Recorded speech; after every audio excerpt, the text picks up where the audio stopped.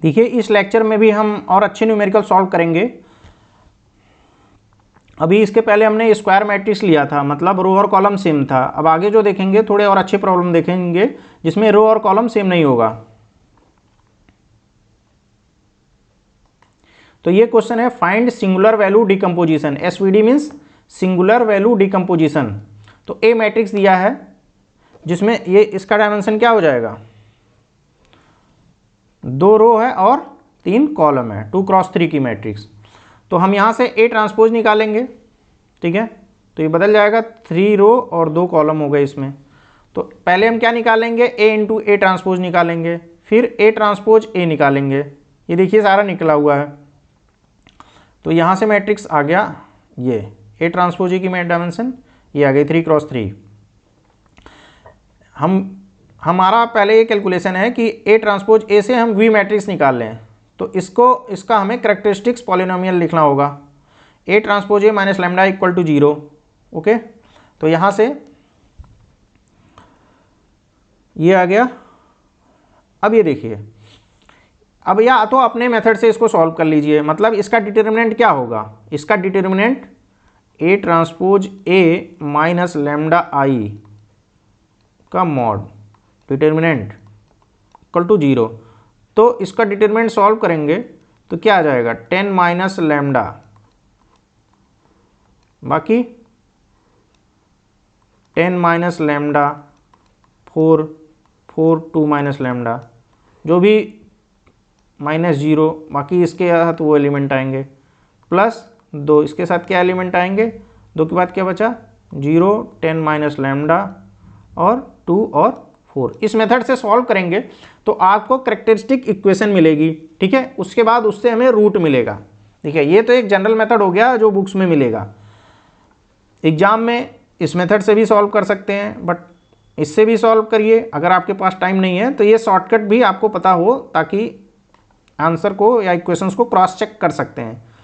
But कभी कभी shortcut आप कर दिए तो एग्जाम में फुल मार्क्स होता है कि टीचर नहीं देता है, उनको शॉर्टकट पसंद नहीं है। तो बेटर है कि आप दोनों शो कर दें, ठीक है। तो ये चीज़ ध्यान रखिएगा, इस इक्वेशन को यूज करते हैं बट आंसर को क्रॉस चेक करने के लिए, इससे चीज़ वही आएगा। बट एग्जाम में अगर आप इसको मान लीजिए कहीं पूरा कन्वेंशनल टाइप का पेपर है और आप इसको डायरेक्ट यूज कर रहे हैं, हो सकता है टीचर को ये चीज़ समझ में ही ना आए और वो इस डायरेक्ट यूज की वजह से आपके मार्क्स डिडक्ट कर दें। तो बेटर है कि आप ये भी मेथड लगाइए साइड में, आप इसको भी as a reference answer cross check या कैरेक्टरिस्टिक इक्वेशन देखने के लिए आप यूज कर सकते हो कि सही आया है कि नहीं, या कोई मिस्टेक नहीं हुआ है कैलकुलेशन में, ठीक है। अब देखिए इस तरह इक्वेशन लिख लेंगे, lambda cube minus S1 lambda square plus S2 lambda minus S3।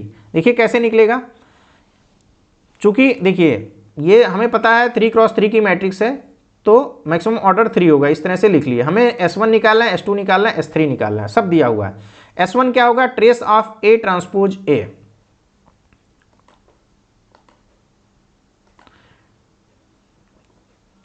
ये मैट्रिक्स A ट्रांसपोज A है, इसका ट्रेस मतलब ये एलिमेंट को जोड़ लो, बस डायगोनल जोड़ लो, 10 10 20 2 22, तो यहां आ गया 22। S2 क्या होगा, sum of minor of diagonal, diagonal के माइनर,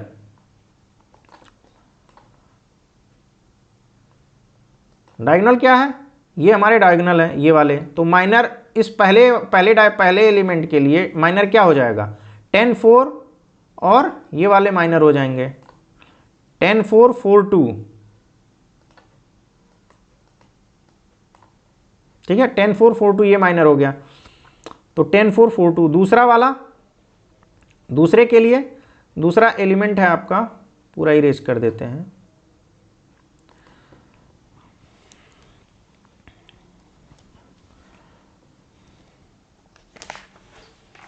एक मिनट बस टाइम दीजिए।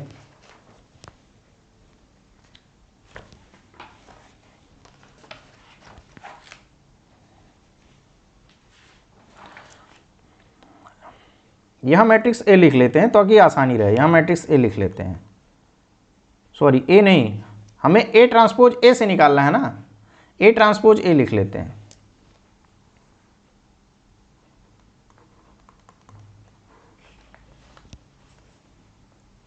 10 0 2 0 10 4, उसके बाद 2 4 2। तो पहला वाला S1 आ गया, सीधे ये और ये जुड़ जाएगा, ठीक है। दूसरे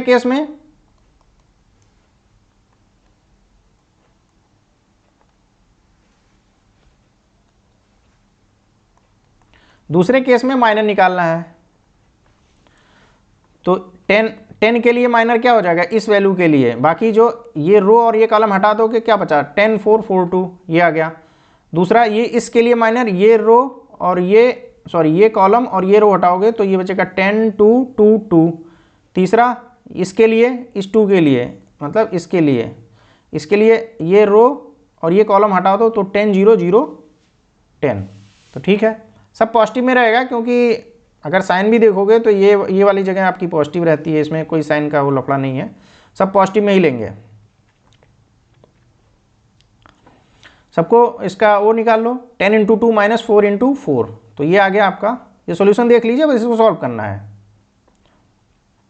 ये आ गया 120, बाकी ये आ गया S2 = 120, मतलब सम ऑफ माइनर ऑफ डायगोनल के माइनर निकालने हैं। S3 हो जाएगा determinant of A transpose A। इस मैट्रिक्स का डिटर्मिनेंट निकाल लीजिए, ठीक है। डिटर्मिनेंट जब आप निकालोगे तो आपको मिलेगा ये 0 कैलकुलेट होने के बाद।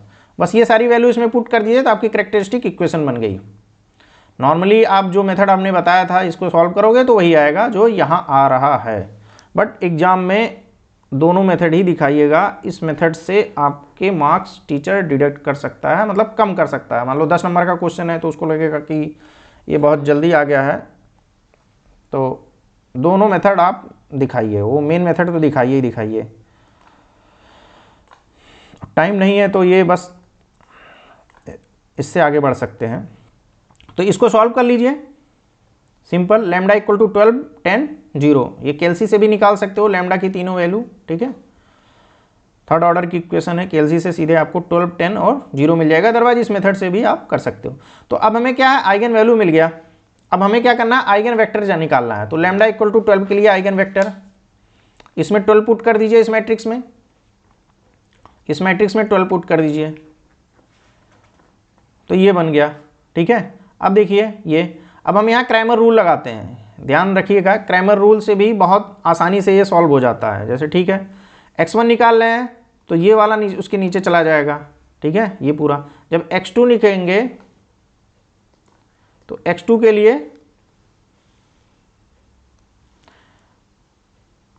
ये कट करो, दूसरा कॉलम ये और ये इस तरह से। तो क्या बचा, 0 4 2 -10। चूंकि x2 जो है इस पोजीशन पे देख रहे हैं, इस पोजीशन पे, तो यहाँ माइनस रहता है तो यहाँ माइनस आ जाएगा।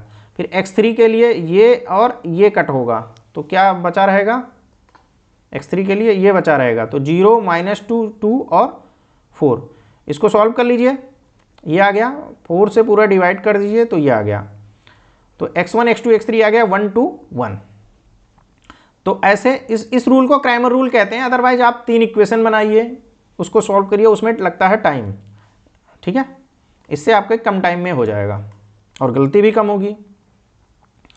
फिर अगेन लैम्डा = 12 के लिए सॉल्व करिए, सेम लैम्डा = 10 के लिए ये सॉल्व हुआ, क्रैमर रूल लगाए, ये फटाफट आपका x1 x2 x3 आ गया, ठीक है। तो इस तरह से आपका ये बन गया x। ऐसे 3 रूट हैं, तो लैम्डा = 0 के लिए भी ऐसे करिए, ठीक है, ये आ गया। मैट्रिक्स भी क्या होगा, x1 मतलब v1 v2 v3 या x1 x2 x3, तो ये वैल्यू लिख दीजिए। अब उसको हमें याद रखिएगा डायगोनलाइजेशन करना है, सॉरी ऑर्थोगोनलाइजेशन करना है। तो ये इसका ऑर्थोगोनलाइजेशन कैसे होगा, ये देखिए, इसका 1² + 2² + 1, ये √6 आ रहा है, तो इसको पूरे को √6 से डिवाइड करिए। इस पूरे का क्या आ रहा है, 2² + 1² प्लस ये √5, इसको √5 से डिवाइड करिए। ये 1² + 2² प्लस -5 का होल स्क्वायर, तो ये √30 आ रहा है। तो इसको √6 से डिवाइड करिए, इसको √5 से, इसको √30 से। तो ये ऑर्थोगोनलाइजेशन के बाद जो मैट्रिक्स बनी वो फाइनल V हो गया। V से हमने V ट्रांसपोज निकाल लिया। तो हमारा ये आ गया वी मैट्रिक्स। अब देखिए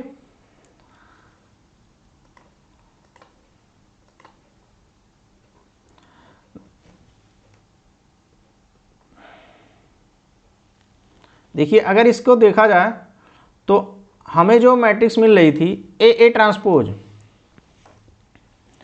डेफिनेटली इससे हम मैट्रिक्स यू निकाल सकते हैं और इससे हम वी निकालेंगे। तो ये चूंकि 2 क्रॉस 2 की मैट्रिक्स बनेगा ना, इसमें रो कितने हैं, 2 रो हैं, तो यू 2 क्रॉस 2 की बनेगा। और ए ट्रांसपोज ए ये 3 क्रॉस 3 की है, तो वी मैट्रिक्स बनेगा 3 क्रॉस 3 का, क्योंकि इसमें 3 कॉलम है। तो इससे जो रूट हमें मिले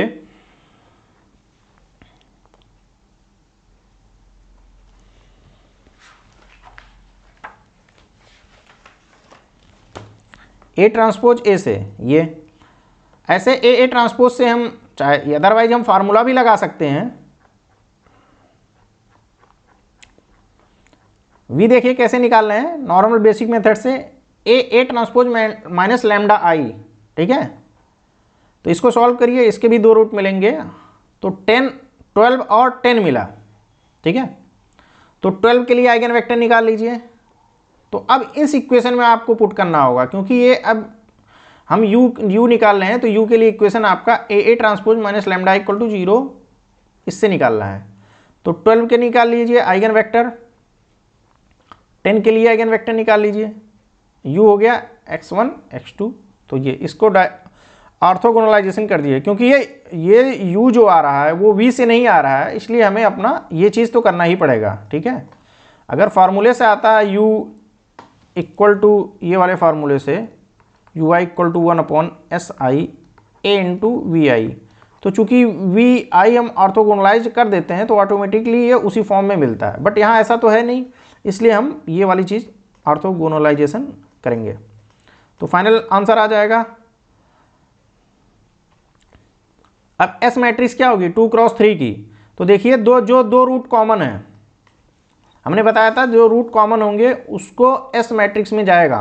तो सबसे बड़ा वाला क्या है 12, दूसरा है 10, तो √12 √10 डायगोनली, बाकी सारे 2 क्रॉस 3 की मैट्रिक्स में बाकी सारे एलिमेंट 0 हो जाएंगे। तो A equal to U S V transpose, U S V transpose. हमने बिना फॉर्मूले के u निकालना है, मतलब v सेपरेट निकालना है, u सेपरेट निकालना है। तो अब देखिए फार्मूले से कैसे निकाल सकते हैं, फार्मूले से भी देख लिया जाए। यहाँ एक बार हम देखना चाह रहे हैं v की तीनों वैल्यू कौन कौन सी हैं, मुझे भूल गया है। हाँ 12 10 0, ओके ठीक है।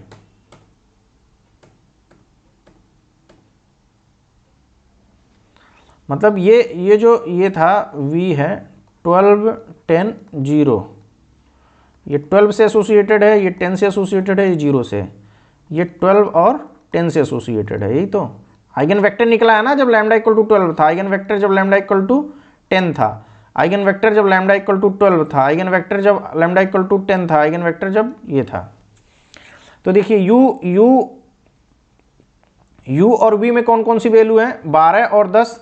इसमें u में 12 10 और v में 12 10 सेम है, ठीक है। दो रूट जो सेम है उनकी वैल्यू है 12 और 10। तो फार्मूले से भी हम निकाल सकते हैं, ठीक है। देखिए u1 equal to 1/S1 a into v1। तो 12 के लिए निकाल लो u1, आया वही आया ना, 1/√2 ये वाला वही आ रहा है। ऐसे u2 1/S2 a into v2। तो v का दूसरा कॉलम लेना है, बस ये ध्यान रखिएगा। v में v1 v2 v3 है, तो जब दूसरे नंबर की बात करोगे तो v का दूसरा कॉलम लोगे, तो ये वाला कॉलम लेंगे हम, ठीक है। इस तरह से आ गया, तो u मैट्रिक्स कंप्लीट हो जाती है, क्योंकि उसमें u1 और u2 दो ही कॉलम हैं। अगेन अगला क्वेश्चन देखिए 3 क्रॉस 2 का। ए मैट्रिक्स ये है, फाइंड सिंगुलर वैल्यू डीकंपोजिशन। तो ए ट्रांसपोज हमने निकाल लिया, ये ए ट्रांसपोज ये निकाल लिया हमने ये, okay. Calculation of V, A transpose A minus lambda I, ये मैट्रिक्स से हमने लैम्डा इक्वल टू 3,2। तो लैम्डा इक्वल टू 3 के लिए आइगन वेक्टर हमें कैलकुलेट करना है। तो पूरा हमने ये कैलकुलेशन दिखाया है। तो यहाँ से x1 हो गया 0 और 1। लैम्डा इक्वल टू 2 के लिए आइगन वेक्टर ये कैलकुलेशन हो गया। तो हमें वेक्टर मिला x2 इक्वल टू 1 और 0। तो मैट्रिक्स V बन गई x1 और x2, x1 x2 मतलब V1 V2। तो 0 1 1 0 ये हो गया। इसको ऑर्थोगोनलाइजेशन कर दोगे तो भी वही रहेगा, क्योंकि इसका under root 0 square plus 1 square ये 1 होगा। तो 1 से डिवाइड करोगे तो वही रहेगा। तो फिर V से V ट्रांसपोज हम लिख लिए, तो ये हमारा आ गया। Calculation of U A transpose minus lambda equal to 0। A transpose matrix ये हो गया, लैम्डा I ये। इसको सॉल्व करिए, क्या रूट मिले 3 2 0। उस वाले केस में क्या मिला था, इसमें 3 और 2 मिला था,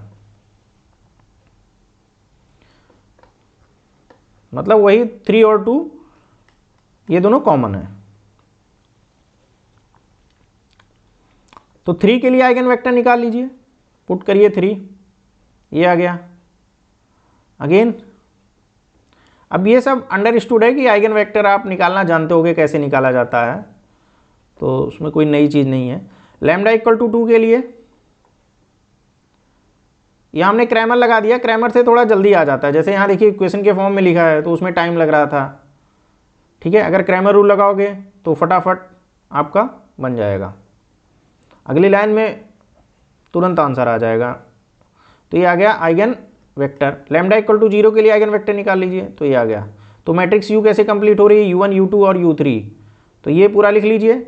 अब यहाँ देखिए इसको ऑर्थोगोनलाइजेशन कर दीजिए, तो मैट्रिक्स U आपकी फाइनल कंप्लीट हुई। यहाँ मतलब फाइनल जो मैट्रिक्स बनी आफ्टर ऑर्थोगोनलाइजेशन ये बनी। तो ये मैट्रिक्स U हो गया। S मैट्रिक्स क्या हो गया, 3 क्रॉस 2 की मैट्रिक्स होगी। ये डायगोनली रूट लिखते चले जाओगे जो कॉमन रूट हैं, 3 और 2 दोनों के लिए कॉमन है मैट्रिक्स U और V के लिए। तो अंडर रूट 3 फिर अंडर रूट 2, बाकी सारे एलिमेंट 0 हो जाएंगे 3 क्रॉस 2 की मैट्रिक्स में।